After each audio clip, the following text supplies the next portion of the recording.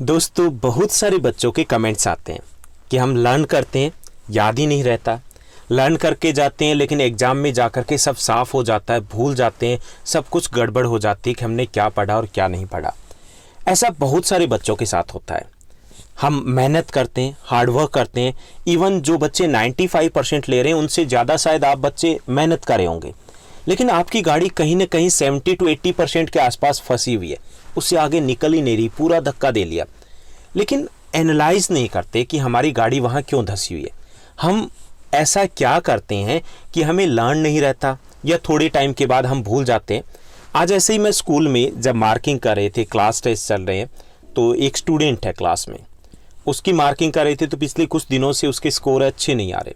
लेकिन मैंने ये भी ऑब्जर्व किया कि she is doing a lot of hard work, बहुत मेहनत करती है, सारा दिन पढ़ती रहती है, यानी हार्ड वर्क कर रही है। आउटकम्स नहीं आ रहे। आपके साथ भी यही है, आउटकम्स नहीं आ रहे हैं। आप लेबर कर रहे हो, हार्ड वर्क कर रहे हो, लेकिन आउटकम्स ही तो लाने हैं ना। अदरवाइज तो that is totally wastage of time, wastage of our talent. सब कुछ हम वेस्ट करें, मिसमैनेज करें। तो वो गड़बड़ को हमें पहचानना है कि गड़बड़ कहाँ हो रही है, चूक कहाँ हो रही है, क्योंकि हमें एग्जैक्टली पता ही नहीं कि पढ़ना कैसे है, लर्न कैसे करना है। हमें ये तो पता है कि लर्न क्या करना है, लेकिन कैसे करना है ये नहीं पता होता। तो आज हम प्रैक्टिकली कुछ टिप्स की बात करेंगे। प्रैक्टिकली मतलब हवा हवाई बात नहीं करेंगे, प्रैक्टिकली कि कैसे लर्न किया जाता है सही तरीका, जिससे हम ईजिली कम टाइम में ज़्यादा लर्न कर पाएँ। तो ये वीडियो लास्ट तक देखिएगा। हम बात करेंगे कुछ ऐसे टिप्स की जिससे आपके लिए लर्न करना ईजी हो जाएगा, बहुत ईजी हो जाएगा। तो चलिए शुरुआत करते हैं। सबसे पहले बात करेंगे हम क्रैमिंग की। Don't cram. अब सबको पता है कि क्रैम नहीं करना, सबको पता है, टीचर्स ने कभी न कभी आपको बोला होगा, लेकिन हमें यही नहीं पता कि ये क्रैम क्या है और अगर हम क्रैम करें तो इसको अवॉइड कैसे करें। क्रैम करना, आपने 3 इडियट्स मूवी देखी होगी। अगर आप क्रैम करते हो तो वहाँ पर चतुर की तरह आप ही चमत्कार पे चमत्कार किए जाते हो। तो हमें ये चमत्कार नहीं करने जैसे कि चतुर ने वहाँ पर किया था। हम भी ऐसा ही करते हैं। जब हम क्रैम करते हैं तो हम अपने माइंड को बाउंड कर लेते हैं कि जो हमने पढ़ा वही हमने लिखना है एग्जाम में। थोड़ा सा चूके साफ, क्योंकि हमारा माइंड और उससे बाहर सोच ही नहीं पाता। हमारा माइंड डेवलप नहीं होता क्लास बढ़ने के साथ साथ, हमारा माइंड मोटा होता है। समझते हो ना, मोटा माइंड किसे बोलते हैं। तो डेवलप नहीं होता बल्कि मोटा हो जाता है, क्योंकि हमने क्रैम कर लिया। हमारे पास नए आइडियाज़ तो आए नहीं, खुद की दीवार तो कुछ बड़ी हुई नहीं, हमने तो बाहर से उधार की अकल ले रखी है। तो क्रैम जो करते हैं तो इसका मतलब ये है कि हम जीरो पे ही खड़े हैं। अगर जैसे मैं भी स्टूडेंट्स को बोलता हूँ क्लासरूम में कि if you are scoring 20 out of 20, cramming के बाद आप 20 में से 20 ले रहे हो, उससे बेटर है आप समझ के साथ 12 मार्क्स ले लीजिए। अगर आपने 12 मार्क्स लिए और आपको 12 का नॉलेज है, इट मीन्स आप लाइफ में कामयाब होंगे, 100% कामयाब होंगे। आपने कोई भी एग्ज़ाम दिए होंगे या देखे होंगे, दिए नहीं है, देखे होंगे। जो जॉब के लिए आपके घर में, फैमिली में एग्ज़ाम देते हैं, 60% जो लेता है उसको जॉब मिलती हैं। ये 90% वाले जो क्रैम करके लेके आते हैं वो घर बैठे होते हैं। तो यहाँ पर आपको क्रैम की रेस से अलग निकलना है, क्रैम नहीं करना। अब क्रैम कैसे करते हैं? क्रैम करते हो, आप पढ़ते हो, क्वेश्चन को पढ़ते हो, उसको पढ़ते हो, मंत्र की तरह जाप करते रहते हो उसको। ये होती है पैसिव लर्निंग। हमें एक्टिव लर्निंग करनी है। एक्टिव लर्निंग का मतलब ये, आप पढ़िए, उसको एनालाइज कीजिए कि ये क्या कहना चाहता है, उसको कोरिलेट कीजिए अपनी आसपास की चीज़ों से। वो होती है एक्टिव लर्निंग, जिसमें हम एनालाइज करते हैं तो हम उन चीज़ों को समझते हैं तो हमारे पास काफ़ी सारी चीज़ें जो हमारे पास रह जाएगी कि हम उन चीज़ों को अगर भूल भी गए तो हम कोरिलेट कर पाएंगे, हम अपने वर्ड्स में उनको राइट्स कर पाएंगे। आपने मूवी देखी है, आपको मूवी समझ में आती है, लर्न हो जाती है, एक तरीके से याद रहती है। शोले मूवी देखी होगी, याद आए ना, कुछ सब कुछ याद आ गया। क्यों याद आ गया? क्योंकि आपने उसको पूरा देखा, इंटरेस्ट के साथ देखा है। तो यहाँ पर इंटरेस्ट नहीं होता हमारा क्रैमिंग में। एक चीज़ ये भी है, इंटरेस्ट क्यों नहीं होता? जो आप बच्चे जिनकी 70 to 80% में गाड़ी अटकी हुई है, सबसे बड़ी गड़बड़ जो करते आ रहे हो वो ये करते आ रहे हो कि आपने उन चीज़ों को क्रैम करना ही सीखा है, आपने इंटरेस्ट नहीं बनाया। इंटरेस्ट क्यों नहीं बना? क्योंकि आपने कंसेप्ट को नहीं समझा है। कंसेप्ट कब समझते हैं? मूवी को पूरी देखते हैं तब समझते हैं ना। आप हेल्प बुक के ऊपर डिपेंड करते हो, आप डायरेक्ट हेल्प बुक उठाते हो, आप क्वेश्चन को उठाते हो। कभी भी क्वेश्चन को मत उठाइए, आप चैप्टर को पढ़िए, एनालाइज कीजिए, बस हो गया। हम आधी मूवी देखते हैं, मज़ा आता है, नहीं आता ना। तो वही हमारी रीडिंग स्टडी के साथ है कि हम जो रीडिंग कर रहे हैं, जो रीड कर रहे हैं, जो भी, वो पहले हमें रीड करना है, उसके बाद उसको समझना है। जो चैप्टर को पढ़ रहे हैं तो उसको समझेंगे कब, जब हमारे पास वो कंसेप्ट होगा। प्रैक्टिकली भी किया मैंने। जैसे एक बार जोधपुर गया था मैं एग्ज़ाम देने के लिए, तो जब जोधपुर जाते हैं तो ये सुना भी होता है कि वहाँ काफ़ी सारे फोर्ट है, उनको देखिए। तो वहाँ पे जा कर के मैंने देखा, मज़ा नहीं आया बिल्कुल भी। कबूतर थे, और जहाँ कबूतर होंगे बहुत सारे तो वहाँ पे थोड़ी साफ़ सफाई के साथ भी थोड़ा इश्यूज़ रहता है, मज़ा नहीं आया। उसके बाद वापस आ गया, और उसी वक्त टीवी में, सोनी टीवी पे महाराणा प्रताप एक टीवी सीरियल चलता था। घर वाले देख रहे थे, ज़बरदस्ती देखना पड़ा, तो मैंने भी देखा, थोड़ा इंटरेस्ट आया, अच्छा ऐसे होता है। नेक्स्ट टाइम दोबारा गया 3 महीने के बाद जोधपुर, एग्ज़ाम के ही पर्पज़ से। उस बार दोबारा देखा, बहुत मज़ा आया। अच्छा, वो टीवी सीरियल में बता रहे थे यहाँ से अटैक करते थे, अच्छा ये इसलिए बनाए जाते थे, यहाँ से हाथी तक डायरेक्ट एंट्री कर जाते थे। क्योंकि मैंने कोरिलेट कर लिया, इंटरेस्ट क्रिएट हो गया, कंसेप्ट क्लियर हो गया, समझने में मज़ा आया। तो हम समझना है, क्रैम नहीं करना है। समझना है, क्रैम नहीं करना है। पैसिव लर्निंग नहीं करनी है, एक्टिव लर्निंग करनी है। ओके, तो एक चीज़ आपको फोकस करना है कि क्रैम मत कीजिए। एक बार पढ़िए, एनालाइज कीजिए, उसके बाद दूसरी बार पढ़िए, एनालाइज कीजिए। और सारी चीज़ें पढ़ने की नहीं होती, सारी चीज़ें लर्न करने की नहीं होती, ये आपको समझ में आ जाएगा। उसके बाद दूसरी जो चीज़ है कि आपको अपनी लैंग्वेज में समझना है। हम गड़बड़ क्या करते हैं, हम उसको जैसा एनसीईआरटी में दिया होता है उसको ऐसे ही समझते हैं। वहाँ पर समझने के लिए आप अपनी लैंग्वेज में समझिए। आप नोट करें हो कहीं पे, नोट कर लीजिए, नोट कीजिए अपनी लैंग्वेज में। आप भोजपुरी बोलते हो, तमिल बोलते हो, तेलुगु बोलते हो, पंजाबी बोलते हो, हरियाणवी बोलते हो, जो भी आपकी लोकल लैंग्वेज है, राजस्थानी बोलते हो, जो भी बोलते हो, उसमें समझिए। जैसे अगर हम बात करें what is resource, 10th class का एक छोटा सा क्वेश्चन है, what is resource. So resource is anything that is available in our environment which is technologically accessible, socially acceptable and financially feasible। समझ में आया कुछ? दोबारा से बोलता हूँ, कोशिश करो समझ में आए क्या। What is resource? Resource is anything that is available in our environment which is technologically accessible and socially that is acceptable and financially that is feasible, economically feasible। समझ में नहीं आया ना? क्योंकि ये एनसीईआरटी की लैंग्वेज है, समझने के लिए नहीं है। यहाँ पर समझने के लिए हमें, अगर ऐसे समझेंगे तो कहाँ हुई, गड़बड़ हुई ना। हमें समझना है रिसोर्स क्या है। भाई रिसोर्स, जो आपके हाथ में मोबाइल है ये रिसोर्स है। जो आपके रूम में जो कुछ भी देख रहे हो वो रिसोर्स है, यानी कि जो कुछ भी हमारे काम आ सकता है रिसोर्स है। अब समझ में आ गया, मतलब कुछ भी, हाँ कुछ भी रिसोर्स है। जो भी आप चारों तरफ देख रहे हो वो रिसोर्स है। अब ऐसे हम जब आप अपनी लैंग्वेज में उन चीज़ों को समझते हैं तब वो चीज़ें हमें लंबे टाइम के लिए याद रहती है। भाई इसमें क्या करना है, रिसोर्स हो गया, बस ख़त्म, भूलोगे, लाइफ टाइम नहीं भूलोगे। तो हमें एज इट इज़ नहीं लेना, हमें उन चीज़ों को समझना है। जैसे साइंस में करते हो सॉल्यूशन, भाई solution is a mixer of, ऐसे पूरी लैंग्वेज आप डाल देते हो उसमें। पहले समझ लीजिए सॉल्यूशन क्या है, भाई घोल है, मिक्सचर है, बस उसके बाद आपको पढ़ने मज़ा आएगा। तो आप अपनी लैंग्वेज में उसको समझिए, जो भी लैंग्वेज है, जैसे भी आप उसकी तुकबंदी कर सकते हो, उस तुकबंदी के साथ आप समझने की कोशिश कीजिए। ओके, दूसरी चीज़ तो हो गई कि हमें अपनी लैंग्वेज में करना है। तीसरी बात आती है कि किसी भी चीज़ को लर्न करना है तो उसका बेस्ट वे होता है टीच कीजिए। कभी कभी माइंड में आता होगा कि टीचर्स जो क्लासरूम में आते हैं उनको इतना कैसे याद है। कभी कभी ऐसा लगता होगा, काफ़ी सारे टीचर्स ऐसे भी होते हैं जिनको मल्टीपल सब्जेक्ट टीच कर लेते हैं, बहुत अच्छे तरीके से टीच कर लेते हैं। सोचते होंगे इतना सारा कैसे याद है उन्हें। याद करने का बेस्ट मेथड ये होता है टीच कीजिए।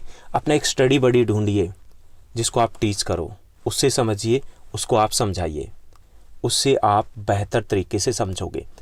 टीच करने का मतलब है वो चीज़ आप लाइफ टाइम नहीं भूलने वाले हो। पता स्वीडन एक देश है, पता होगा भाई, इतना तो पता होगा। वहाँ पर 2 आवर्स का लंच ब्रेक होता है। क्यों होता है? क्योंकि वो ये मानते हैं कि बच्चे जब आपस में इंटरेक्शन करते हैं, जो चीज़ें सीखते हैं वो क्लासरूम में कोई नहीं सिखा सकता, उन्हें कोई टीचर नहीं सिखा सकता। हम इंटरेक्शन ही नहीं करते, एक दूसरे को टीच ही नहीं करते। आप टीच कीजिए, पकड़ लीजिए घर पे किसी बच्चे को, चलिए अवेलेबल नहीं है, हेजिटेशन है, तो एक और वे है हमारे पास लर्न करने का। आप कोई भी टॉपिक, क्योंकि ऐसा तो है नहीं कि आपको सब में प्रॉब्लम है, आपको किसी भी सब्जेक्ट में 2 से ज़्यादा चैप्टर में प्रॉब्लम नहीं होगी, चलो 3 मान लीजिए, उन चैप्टर्स को तैयार कीजिए, उन क्वेश्चंस को तैयार कीजिए, रिकॉर्ड कीजिए अपनी वॉइस, सुनिए।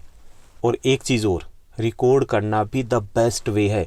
अपनी आवाज़ को रिकॉर्ड कर हो, पहली बार आपने प्रैक्टिस की, उसको सुन रहे हो, दूसरी बार आपने प्रैक्टिस की, और तीसरी बार आपको फीडबैक में मिल गया कि आपने प्रोनाउंसिएशन रॉन्ग की, आपने ये मिसिंग कर दिया, उस चीज़ को भी नहीं भूलोगे। रिटर्न में नोट कर लीजिए, उस चीज़ को आप लाइफ टाइम नहीं बोलोगे, क्योंकि आपने खुद को कभी देखा ही नहीं है ऐसे टीच करते हुए।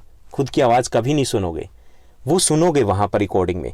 तो आप टीच करने का एक बेस्ट वे, आज भी जैसे मैं स्कूल में था तो मेरी ही क्लास के एक स्टूडेंट है किरण, वो टीच कर रही थी, अच्छा लगा कि कंसेप्ट है वो बहुत अच्छे तरीके से क्लियर होते हैं। तो आप इस चीज़ को प्रैक्टिकली अपनी लाइफ में अपनाइए कि आप टीच कीजिए। जो टीचर्स है पता कैसे लर्न होता है, क्योंकि वो टीच करते हैं। टीच करते हुए एक और चीज़ होती है, रिपीट करते हैं, बार बार रिपीट करते हैं, वो चीज़ें रिवाइज होती है, तो हमारे लिए हमेशा के लिए वो बनी रहती है। उसके बाद 4th जो चीज़ हमें करनी है लर्न करते हुए कि 1 टाइम 1 सब्जेक्ट। हम क्या करते हैं, मैथ्स पढ़ रहे हैं, साइंस की टेंशन ले रहे हैं, सोशल साइंस कर रहे हैं, उसमें हिस्ट्री की टेंशन ले रहे हैं, जो +1 के स्टूडेंट्स है इको पढ़ रहे हैं, बिजनेस की टेंशन हो रखी है, या हमारे पास बुक्स का ढेर लगा रखा हमने, आलस तो वैसे ही आ जाएगा, इतनी सारी बुक्स, इतना सारा सिलेबस पढ़ना है। एक टाइम में एक ही सब्जेक्ट पे फोकस कीजिए, बाकी को छोड़ दीजिए। ऐसा नहीं कि मिक्सर कर लिया, उसको उठाओ, इसीलिए वो टाइम टेबल होता है। टाइम टेबल का मतलब ये नहीं होता कि वो फॉलो होता है हमेशा, फॉलो कभी नहीं होता, किसी का भी नहीं होता, गड़बड़ होती है, लेकिन कुछ हद तक कन्फ्यूजन दूर हो जाती है। तो एक टाइम में हमें एक ही सब्जेक्ट लेना है, लेकिन एक और गड़बड़ करते हैं हम, एक टाइम में एक सब्जेक्ट के साथ साथ एक सब्जेक्ट में भी गड़बड़ क्या करते हैं, जो शहर में सिटीज़ में जो बच्चे होते हैं, एक ही सब्जेक्ट के 5-6 नोट्स होते हैं उनके पास, 5-6 बुक्स होती है। भाई ट्रस्ट कर लीजिए, किसी टीचर से पूछ लीजिए, टीचर से नहीं पूछ सकते, ट्रस्ट नहीं कर सकते, भाई टोस कर लीजिए कौन सी बुक आपको पढ़नी है।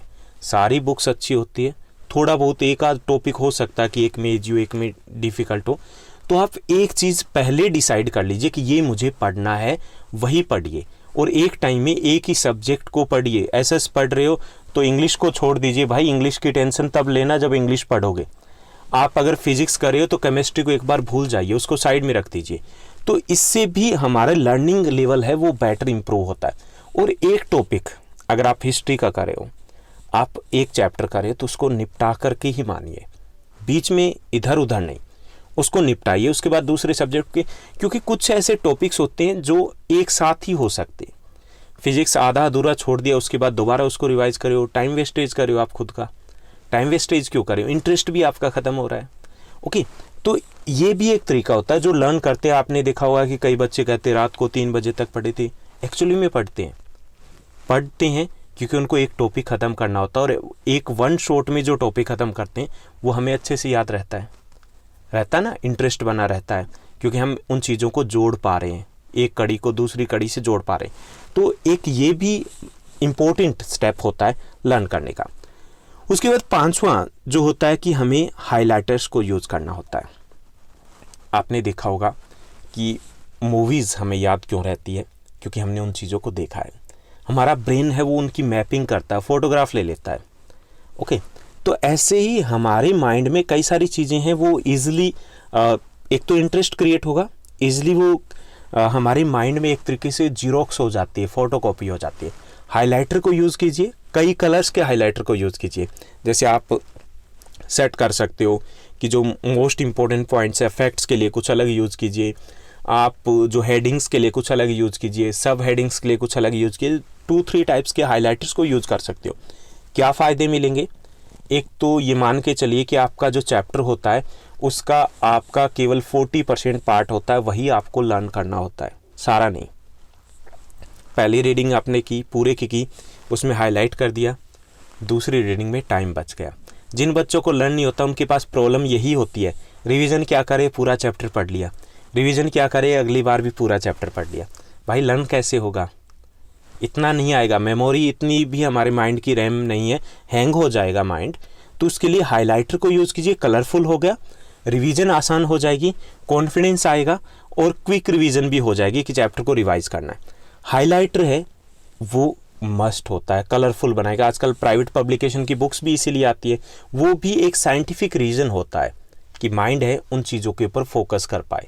ओके, तो ये कीजिए, इससे आपके लिए लर्निंग है वो ईजी भी होगी, फास्ट भी होगी और रिवीजन भी काफ़ी ईजी हो जाएगा, क्योंकि रिवीजन करेंगे तभी वो चीज़ें लंबे टाइम तक हमारे माइंड में रह पाती है। सिक्स्थ जो हमें फोकस करना होता है लर्निंग के लिए वो है राइट कीवर्ड्स। हमने चैप्टर को पढ़ा, ओके, उसके बाद हमने एनालाइज किया, एनालाइज करने के बाद कीवर्ड्स राइट कीजिए, जिनको मैं शॉर्ट नोट्स बोलता हूँ। शॉर्ट नोट्स के लिए अभी अगर आपके पास टाइम नहीं है, अच्छी बात तो ये है कि आप अगर शुरुआत से चल रहे हो शॉर्ट नोट्स प्रिपेयर कीजिए जो मैक्सिमम 2 पेज के हो सकते हैं, जिसके बारे में हमने डिटेल में डिस्कस किया कि शॉर्ट नोट्स को कैसे बनाना है। कोई भी चैप्टर कैसा भी हो 2 पेजेस से ज़्यादा शॉर्ट नोट्स नहीं बनेगी। लेकिन अभी के लिए आप ये कर सकते हो, लर्निंग के साथ कीवर्ड्स राइट कीजिए। कीवर्ड्स का मतलब ये कि आपके माइंड में वो हेडिंग रहेगी और आपको कभी भी नहीं लगेगा कि क्वेश्चंस आप भूल गए हो। जैसे बात करें हम 11th क्लास के ज्योग्राफी का एक चैप्टर है जो अभी आज ही रिटन टेस्ट हुआ था क्लासरूम में, तो वो चैप्टर है शेल यानी कि चट्टान, रॉक्स, मिनरल्स एंड रॉक्स है, खनिज तथा चट्टानें। तो उसको कीवर्ड्स क्या राइट करेंगे, खनिज क्या है, खनिज की विशेषता क्या है, उसके बाद उसके टाइप्स क्या हैं कि what is mineral and what are the main features of minerals, characteristics of minerals, types of minerals and distribution of minerals. 4 points हो गए। उसके बाद what is rocks, types of rocks and rock cycle. कितने हुए, 10 words हुए, पूरा chapter हो गया। अब हम रिवाइज करना हो तो कैसे करेंगे, अच्छा मिनरल्स क्या होता है, ऐसे सोचेंगे ना, अच्छा मिनरल्स की कैरेक्टरिस्टिक्स ये हो गई, कलर्स होते हैं, उनके केमिकल्स फीचर्स होते हैं, फिजिकल फीचर्स होते हैं, हो गए ना। ऐसे हम हमेशा याद, एक चैप्टर है ये, पूरा पढ़ोगे 3 घंटे लगेंगे, लेकिन आपने 10 कीवर्ड्स लिख लिए, पूरा चैप्टर हो गया। 12th इंग्लिश की बात करें हम, लो स्प्रिंग एक चैप्टर है, उसका आधा पार्ट है, तो उसमें साहिब आलम हमने कीवर्ड लिखा, पुअर बॉय कीवर्ड लिखा, वॉज फ्रॉम बांग्लादेश हमने कीवर्ड लिखा, वांटेड टू स्टडी हमने लिखा, डिडंट लाइक हिज जॉब लिखा, पूरा चैप्टर हो गया। Sahib Alam was a poor boy and his parents came from the Bangladesh. He wanted to study but he couldn't attend the school because they were very poor, and finally he got a job as a tea boy but he didn't like because he lost his freedom. हो गया ना, पूरा chapter हो गया। तो ये keywords है, ये कीवर्ड्स भी आपके लिए बहुत इंपॉर्टेंट होते हैं, तो इनको राइट करने की प्रैक्टिस कीजिए। आपके लिए प्रॉब्लम कहाँ होती है, जो 70 to 80% के आसपास है, 2 या 4 चैप्टर है भाई। फिजिक्स में प्रॉब्लम हो रही होगी साइंस वालों को, तो वहाँ पे वो कीवर्ड्स तैयार कर लीजिए, उन 4 क्वेश्चंस के, 10 क्वेश्चंस के जिनके ऊपर आपका डाउट है, तंडोला मंडोला हो रहा है, उनको राइट कर लीजिए, कॉन्फिडेंस आएगा, देखना छा जाओगे आप।